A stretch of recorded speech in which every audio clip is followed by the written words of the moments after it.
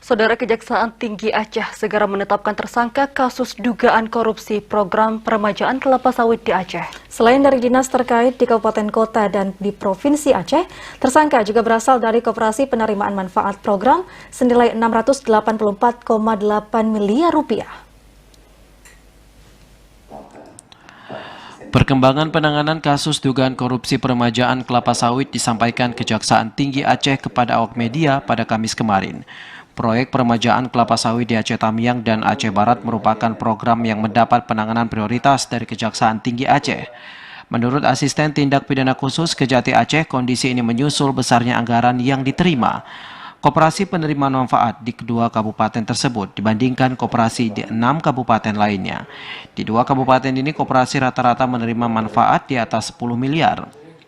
Penetapan tersangka akan dilakukan bertepatan dengan ekspos atau gelar perkara yang direncanakan dilakukan dalam waktu dekat.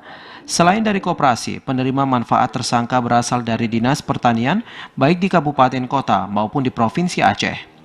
Ada beberapa koperasi, tapi sesuai petunjuk pimpinan kami fokus kepada koperasi-koperasi yang menerima dana paling banyak.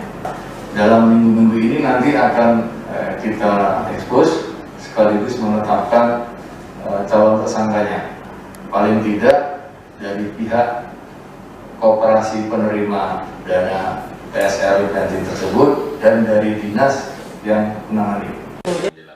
Pandemi COVID-19 disebut menjadi tantangan penanganan sejumlah kasus di Aceh. Tidak hanya itu, keterbatasan anggaran juga dinilai menjadi penyebab menurunnya penanganan kasus korupsi di Aceh. Kita juga melihat penanganan perkara ini agak mundur. Tapi kan persoalan pandemi 19 ini, COVID-19 ini, bukan saja di Aceh, bukan saja di Indonesia, bahkan dunia. Kadang-kadang kita sudah panggil 1 kali, 2 kali, 1 kali dipanggil 1 sakit.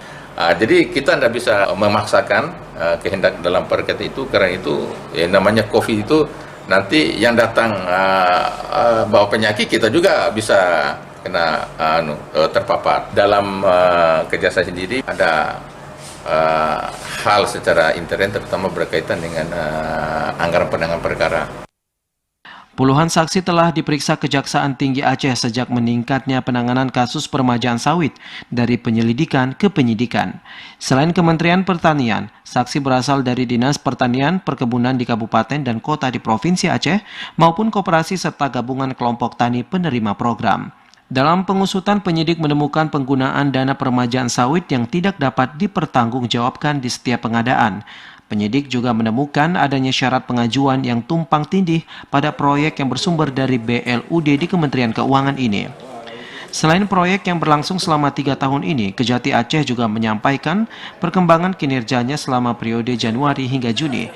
Tidak hanya bidang pidana khusus, perkembangan juga disampaikan terkait penanganan kasus di berbagai bidang lainnya. Dari Aceh Besar, Arman Konadi, TVRI melaporkan.